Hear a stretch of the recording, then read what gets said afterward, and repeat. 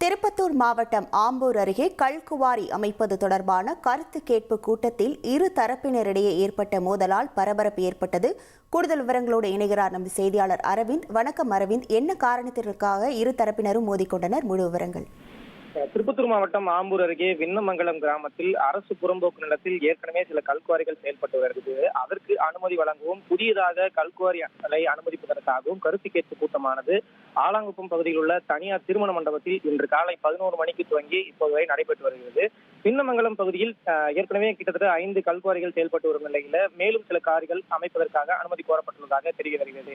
கல்குவாரிகளை அமைப்பதற்கு அந்த பகுதியில் உள்ள குடியிருப்பு வாசிகள் எதிர்ப்பு தெரிவித்த நிலையில குடியிருப்புகள் அப்பகுதியில் அமைந்துள்ளதாகவும் கோவில்கள் உள்ளிட்ட பகுதியில் அமைந்துள்ளதாகவும், எனவே அப்பகுதியில் கல்குவாரிகளை புதிதாக அமைக்கக்கூடாது, ஏற்கனவே உள்ள கல்குவாரிகளை அகற்ற வேண்டும் எனவும் ஒரு தரப்பினர் எதிர்ப்பு தெரிவித்த நிலையில தமிழ்நாடு மாசு கட்டுப்பாட்டு வாரியம் மற்றும் திருப்பத்தூர் மாவட்ட நிர்வாகத்தின் சார்பில் கருத்து கேட்டு கூட்டமானது வாணியம்பாடி வருவாய் கோட்டாட்சியர் அஜிதா பேகம் தலைவர் இன்று நடைபெற்று வருகிறது. தமிழ்நாடு முழுவதும் இருந்து சுற்றுச்சூழல் மற்றும் சமூக அமைப்புகளைச் சேர்ந்த தலைவர்கள், நாம் தமிழர் கட்சியைச் சேர்ந்தவர்கள் என பல்வேறு கட்சி அமைப்புகள் சேர்ந்தவர்கள் 50க்கும் மேற்பட்டோர் இந்த கூட்டத்தில் கலந்து கொண்டு தங்களது கருத்துக்களை தெரிவித்து வருகின்றனர். இந்த நிலையில் கல்குவாரி செயல்படுவதற்கு எதிர்ப்பு தெரிவித்து சமூக ஆர்வலர்கள் சில கருத்து தெரிவித்ததால் அப்பகுதியைச் சேர்ந்த சிலர் வெளியூரைச் சேர்ந்தவர்கள் இப்பகுதியில் பேசக்கூடாது என அவர்களுக்கு எதிர்ப்பு தெரிவித்ததால் அப்பகுதியில சமூக ஆர்வலருக்கும் உள்ளூரை சேர்ந்த சிலருக்கும் இடையே கடும் தள்ளுமுள்ளி ஏற்பட்டது.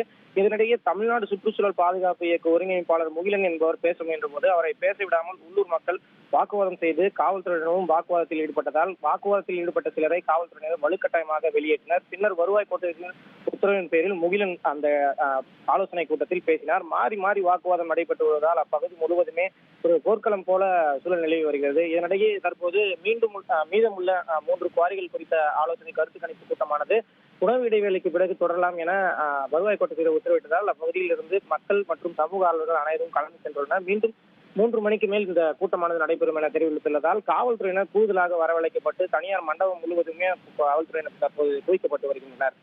உங்கள் விவரங்களுக்கு நன்றி.